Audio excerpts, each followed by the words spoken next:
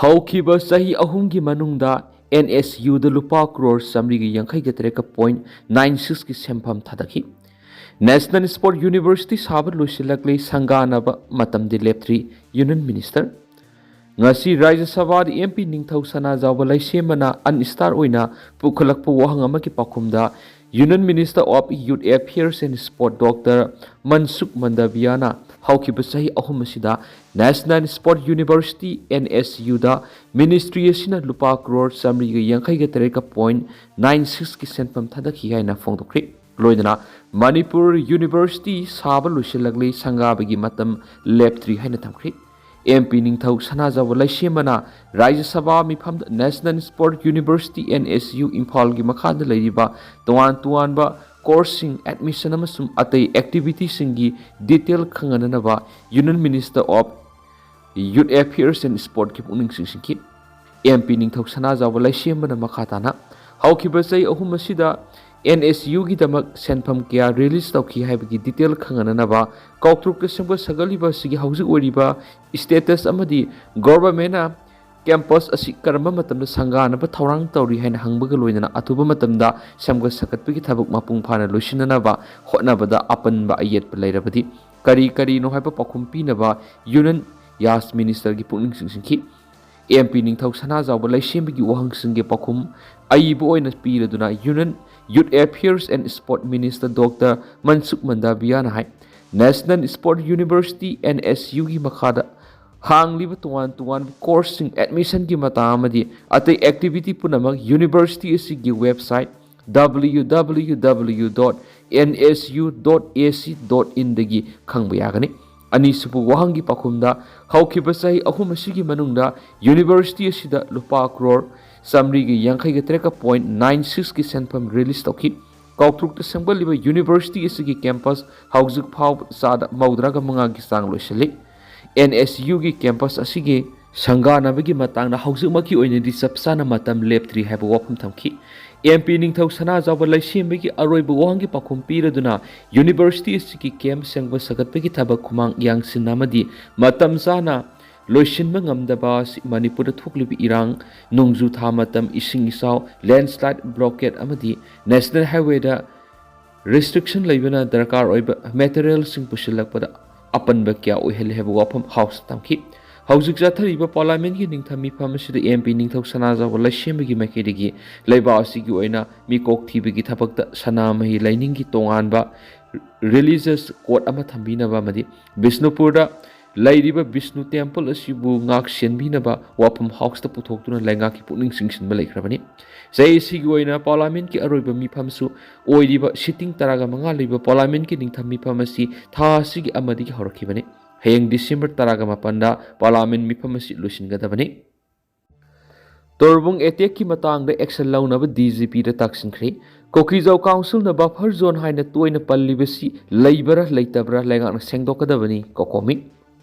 ꯕꯤꯁꯅꯨꯄꯨꯔ ꯗꯤꯁꯇ꯭ꯔꯤꯛꯀꯤ ꯃꯅꯨꯡ ꯆꯟꯕ ꯇꯣꯔꯕꯨꯡꯗ ꯍꯧꯈꯤꯕ ꯗꯤꯁꯦꯝꯕꯔ 13ꯒꯤ ꯅꯨꯃꯤꯗꯥꯡ ꯄꯨꯡ 9:30 ꯇꯥꯕꯗ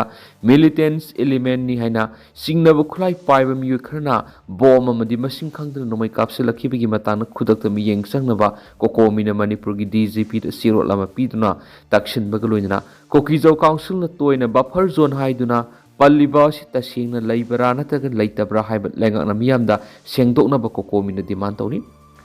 ꯀꯣꯑꯣꯔꯗꯤꯅꯦꯇꯤꯡ ꯀꯃꯤꯇꯤ ꯑꯣꯟ ꯃꯅꯤꯄꯨꯔ ꯏꯟꯇꯤꯒ꯭ꯔꯤꯇꯤ ꯀꯣꯀꯣꯃꯤꯒꯤ ꯀꯟꯚꯦꯅꯔ ꯈꯨꯔꯥꯏꯖꯝ ꯑꯊꯧꯕꯅ ꯈꯨꯌꯦꯛ ꯄꯤꯗꯨꯅ DGPꯗ ꯉꯁꯤ ꯄꯤꯁꯤꯟꯈꯤꯕ ꯋꯥꯀꯠ ꯆꯦꯔꯣꯜ ꯑꯗꯨꯗ ꯇꯣꯔꯕꯨꯡ ꯑꯦꯇꯦꯛꯀꯤ ꯃꯇꯥꯡꯗ ꯄꯨꯛꯅꯤꯡ ꯆꯤꯡꯁꯤꯜꯂꯗꯨꯅ ꯂꯣ ꯑꯦꯟ ꯑꯣꯔꯗꯔꯒꯤ ꯐꯤꯚꯝꯗ ꯑꯀꯥꯏꯕ ꯄꯤꯔꯤꯕ, ꯐꯣꯡꯅ ꯇꯦꯔꯔꯒꯤ ꯊꯕꯛꯁꯤꯡ ꯆꯠꯊꯔꯛꯂꯤꯕ, ꯑꯁꯤꯒꯨꯝꯕ ꯍꯤꯡꯁꯥꯒꯤ ꯊꯧꯑꯣꯡ ꯀꯌꯥ ꯊꯣꯛꯍꯜꯂꯤꯕ ꯕꯣꯗꯤꯁꯤꯡ, ꯃꯈꯣꯏꯒꯤ ꯂꯨꯆꯤꯡꯕꯁꯤꯡ ꯑꯃꯗꯤ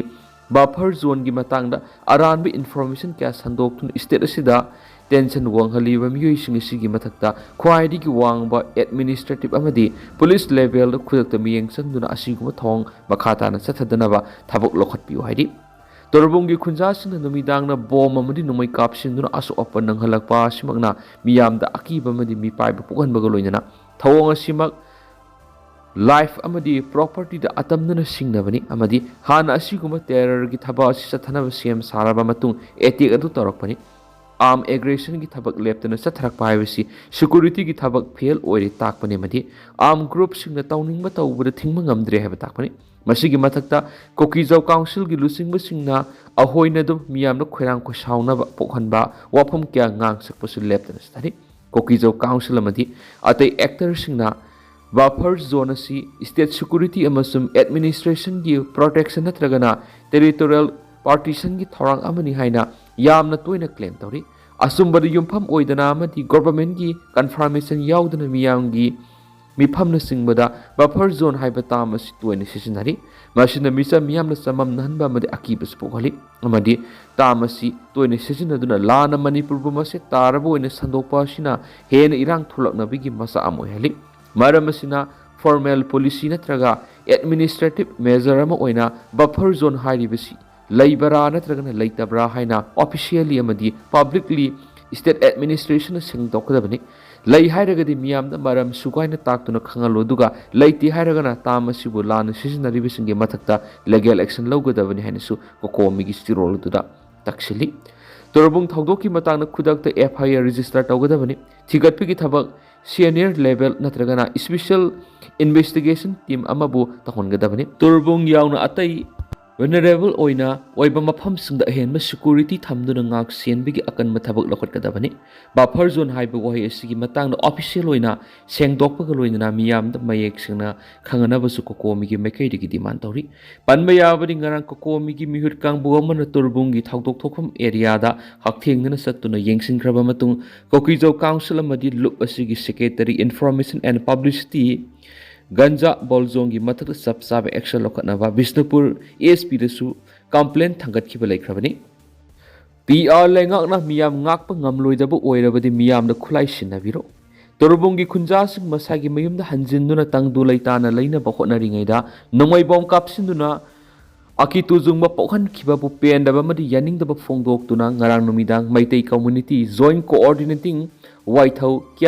Kiam Sifai, Haukam, Whitehaugi, Women Wing, Tawalgi, Babu Bazar, Kaitil Mamangi, Nestle Highway 103 to talk to na, Kolau Kiagaloina, Kongjang Sanction Creek, Loina, Pia Lengana, Misa Miam Nak, Ngamlo, the Poira of the Miam, the Khutlai sinabiro haiba, Wapam Tamaki, Kongjang Adu Miam, PR Lenga getting the IDP sing the Nomai bomb caption beginning the IDP sing the Awaba Pigano, Lengan Atuba the Intapapura Kadavani, PR Labi 1 took like 3 Hiba Kolau Cash Locky. Kongjang adura saruk yakibi AK Sitresori Kobi Women Wing member amana phongdokibada English singaniga kungo homdoidigi khangogdana tholakpa khusim gilan sida yalomi oiriba mitei furup asibu atona ta amagum amadi ngakpi senbina bakana ama leitrabagum kyarak hana hantana yengbiri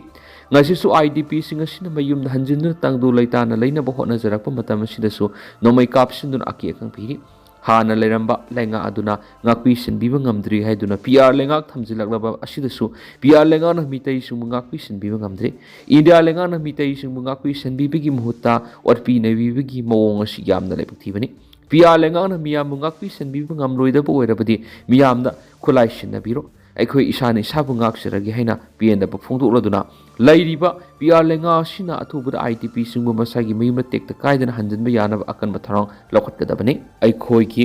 lairibi MLA singsu masagi phamkonduna leibigi muhutta miyamga puna satminaduna IDP singna mayumda hanjinduna leibi yanaba sanctionba khongjing sarugyagadabani heba wapam kya thamki